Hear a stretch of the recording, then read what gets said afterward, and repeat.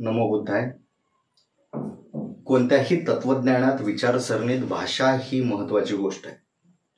म्हणजे भाषा म्हणजे संस्कृत, पाली, मराठी अशा कित्येक भाषा आपल्याला सापडतात. पण जर आपण थोडंसं भूतकाळात गेलो किंवा खूप जास्त भूतकाळात गेलो तर आपल्याला संस्कृत आणि पाली या दोन भाषा सापडतात.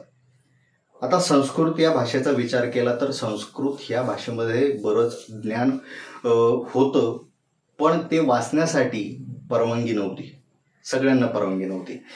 आता ही जी भाषा आहे म्हणजे भाषेच्या जर आपण मुळात जर शिरायला गेलो तर बऱ्याच गोष्टी आपल्याला माहिती होतात. म्हणजे संगीत क्षेत्राचाही विचार केला तर जे स्वर आहेत ते स्वरही जातीमध्ये अडकलेले होते, त्यात विभागलेले होते. तसं भाषेचं होतं, भाषा ही अडकलेली होती. आता बुद्ध जेव्हा येतात, जेव्हा बुद्ध काळाचा जर विचार केला तर पाली भाषा येते. आता नंतरच्या काळातही जेव्हा त्यांना ज्ञान प्राप्त झालं, ज्ञान प्राप्त झाल्यानंतरचे अनेक वर्षही गेले तेव्हा संस्कृत भाषा पालीपेक्षा जास्त वर्चस्व व्हायला लागली. हे सगळं जर पाहिलं तर प्रश्न असा पडतो की बुद्ध तत्वज्ञान हे नंतर संस्कृत भाषेत का परावर्तित झालं नाही.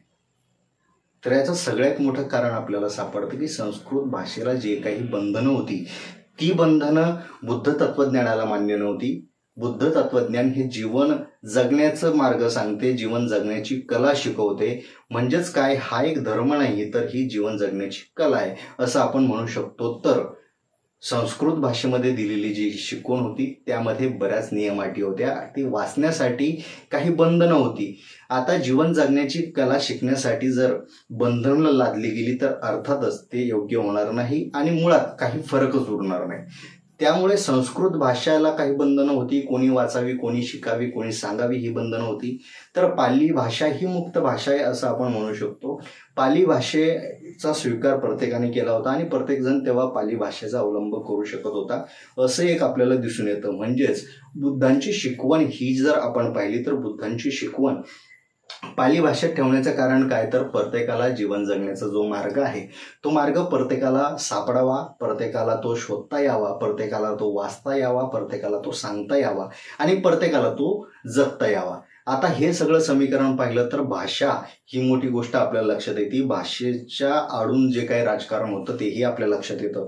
पण आता सध्या जर आपली भाषा जर आपण पाहिली तर महाराष्ट्राचा विचार केला तर मराठी भाषा आहे.